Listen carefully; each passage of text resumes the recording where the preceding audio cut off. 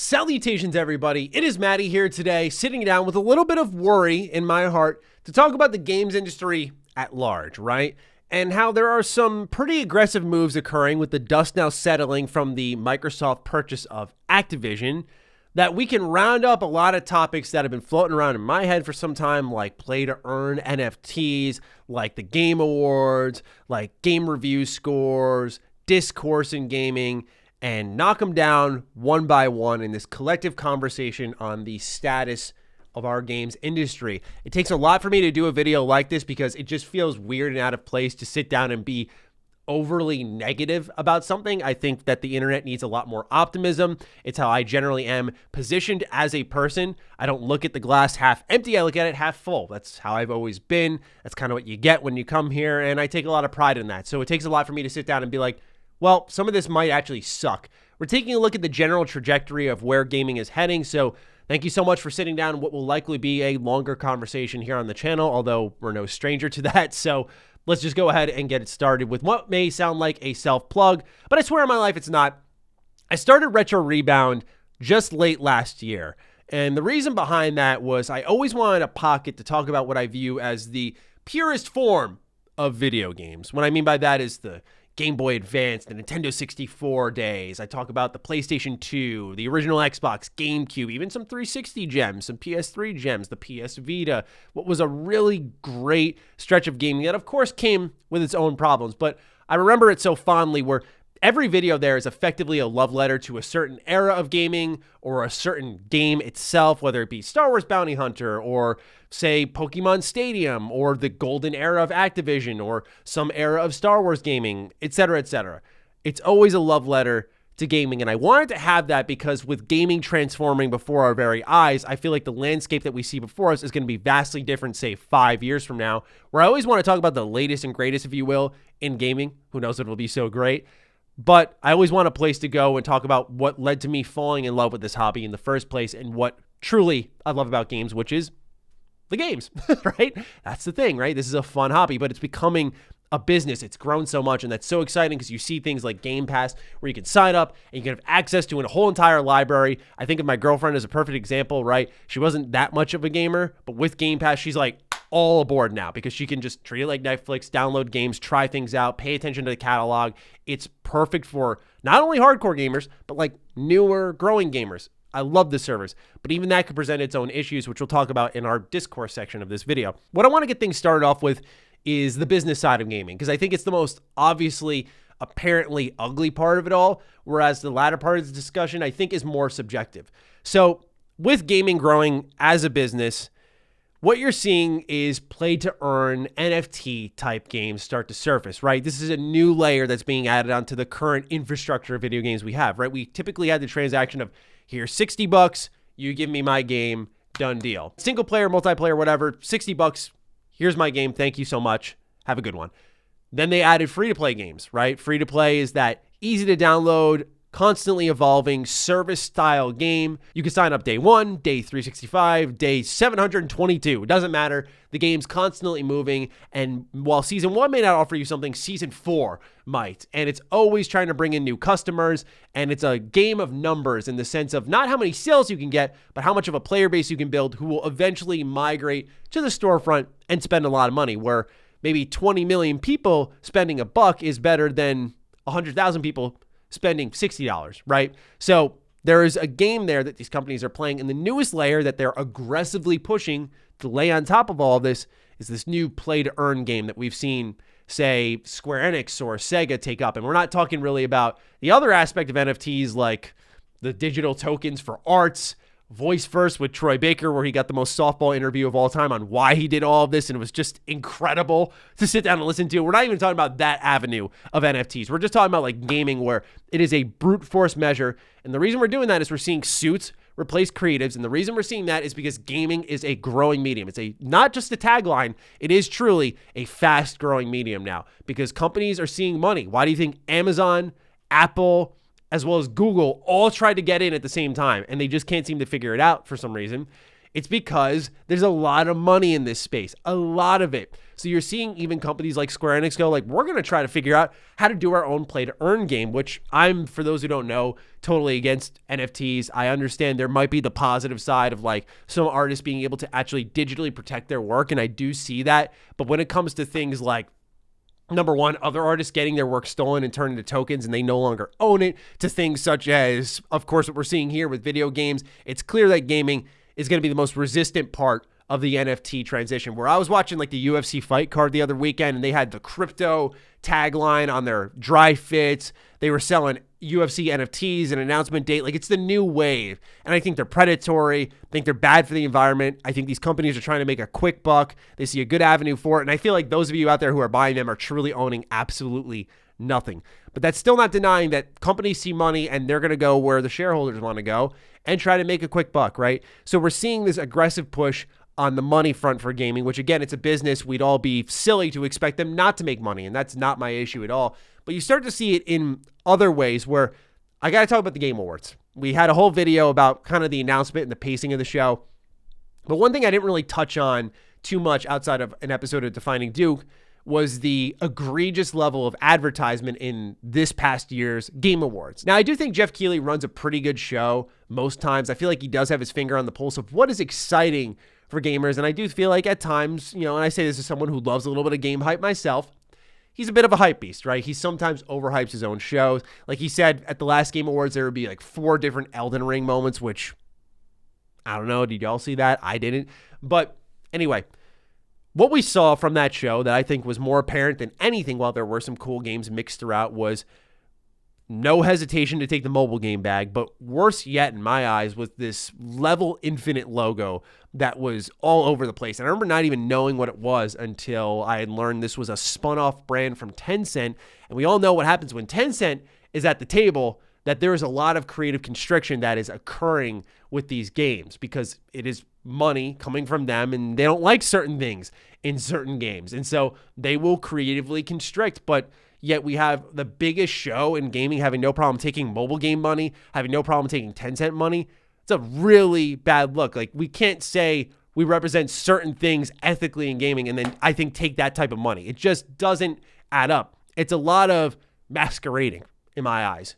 Just playing a certain role for the right crowd, being on the theater stage and performing, and then when the door's shut, making the typical business deals you typically would. It's greatly frustrating to me because we have the chance to be leaders here in this case and say, hey, let's work out a deal with, I don't know, Square Enix, Capcom, Sega, Microsoft, et cetera, et cetera. Like, let's work out deals with PlayStation. Let's see what we can do with these before we take this money. And it's why I always go to the point of, like, I have no problem with people getting rich. It's just the idea of, like, how rich do you want to be? Do we want to have, like, mega mobile money type rich? Or do we want to take, like, the humble bag, if you will, from someone like Capcom, which will pay you a lot of money to advertise on the biggest award show in gaming, but probably not as much as the mobile gaming money, right? Look, I've negotiated with advertisers myself. You can tell when certain companies come around with money to blow, and you can tell when others are a little more tied up, but it's I call it the humble bag, right? It's like, okay, like, you have a really good product here that deserves recognition. Like, let's see what we can work out here. I'm not going to wring you dry. And the reason that I highlight all of this is because the priorities have drastically shifted. What was a show in the making that was trying to find its identity and become a thing for gamers has become the exact opposite. And it's more apparent than ever when you look at stage time. Look at something like, I love her, but like Ming-Hua Nen. I love Simu Liu. Like, I love these two actors, actresses. I think they're fantastic. But when they hit the stage, like, they had time to tell a little bit of story, crack some jokes, present the award, interact. Like, they had a lot of stage time, right? But when suddenly it's Joseph Fares' time to collect Game of the Year award, it's like, producers like, hey, wrap it up. Wrap it up. You only got 30 seconds, bro. Like, dude, that's a fucking Game of the Year winner. What? Why are we pushing him off the stage? And it happened all show. Like, you'd have these developers who are not trained to speak publicly be rushed off the stage and told to wrap it up, making them panic, and they end up looking foolish up there because they don't know what to say first. What's the priority when you think you have like a couple of minutes and you have 30 seconds? It's horrible preparation. It's horrible treatment of the true faces of gaming, the true warriors who get in the trenches and actually go down there and put the work in. Again, this is all a product of gaming changing because it's a business. It's a true business now. And you'd be foolish to sit there and not think as the years progress that this won't get worse in some aspects. So I wanted to front load the video with that conversation because I feel like that's most relevant. It doesn't even tap into the nature of studio acquisitions. Look, I think what's happening with Activision and Xbox is exciting because we're seeing the industry shift and change. And I always find that as a commentator, fun to talk about, a pundit, if you will. But at the end of the day, this is going to set off an arms race in gaming. Like, you're going to see acquisitions all over the place. The very consolidation we feared has probably been set off by this. And that's extremely unfortunate because it's a double-edged sword every time. Like, I even think with Activision, it's like, I think there are a lot of good aspects to it. I think it's really exciting to know the IP will be free, that there'll be a lot of creativity there injected into these studios, that some will get a second chance like Raven Software. But then you have so many IP to manage, and you have now PlayStation gamers missing out on great Xbox games, and that's just the nature of competition, I guess. And we could talk all day about that, but this is the product of gaming becoming more aggressive as a business. There's a lot of good in it. There's a lot of bad. And what trickles down from a growing business is more gamers coming in, participating in the conversation, and the status of that conversation. And really what I wanted to focus on with this second half of the video is the discourse. You don't see it often enough, and the reason you don't see it often is because anytime it happens, it's insanely complimented, is people with different perspectives, different mindsets, in all walks of life. It doesn't even come down to gaming. I think this is a product of our political situation here in the United States, but just anything, any disagreement is volatile. It's handled poorly. It's always me versus you.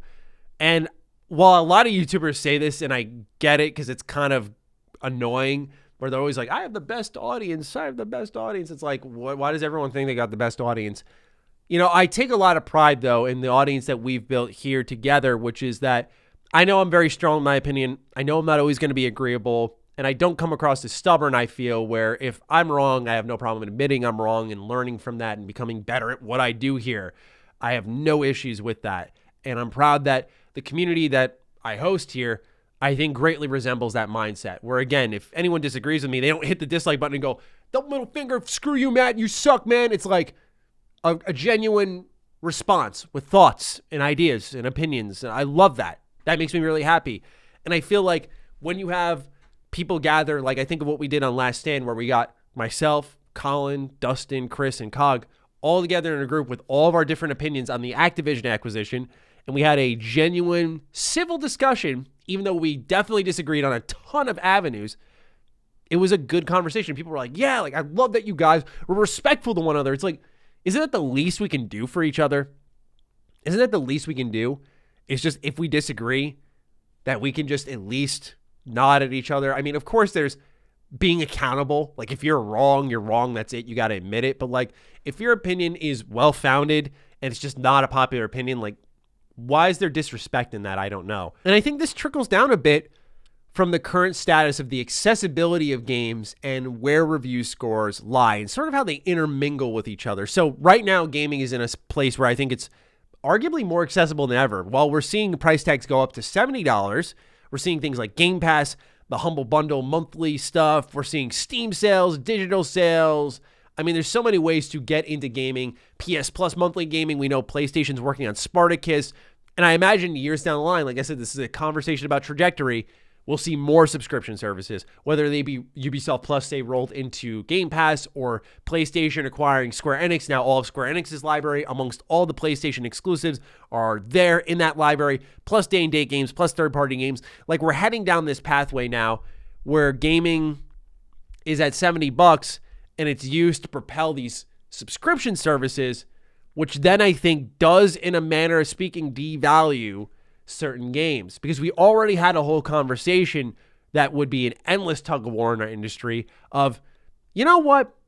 I don't know if this 3-hour game that was really high quality was worth $20 because it was only 3 hours long.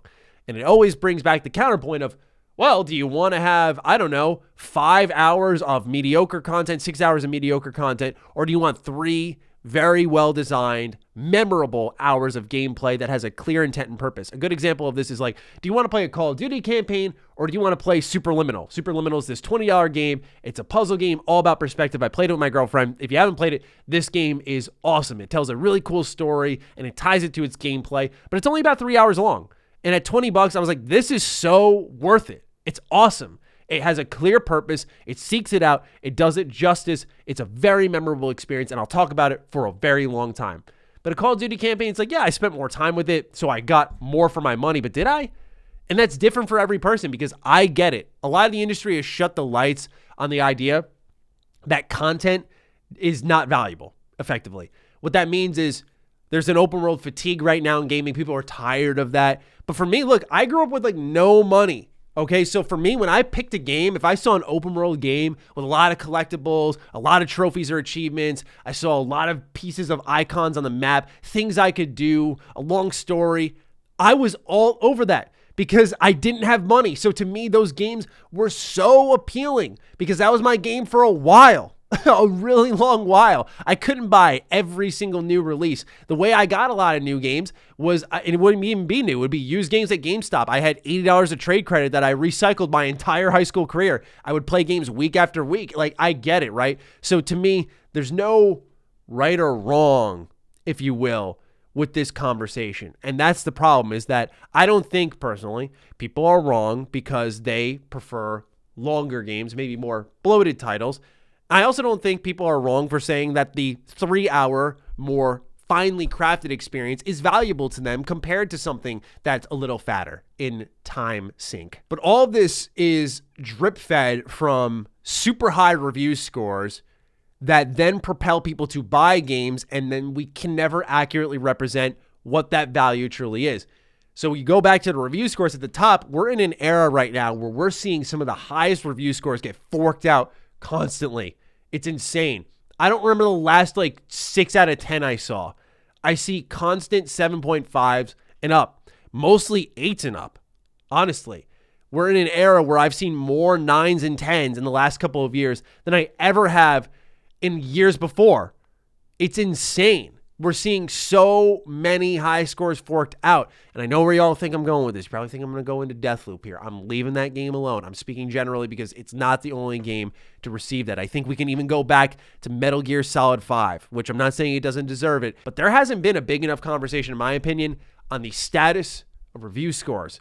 And what happens is when these review scores are bloated themselves, they then have people rushing to the sales, picking up these games thinking they've got the best thing ever. And when it's not that, because it was not accurately represented, people get pissed and they go, it's a shit game. It's got to be on Game Pass.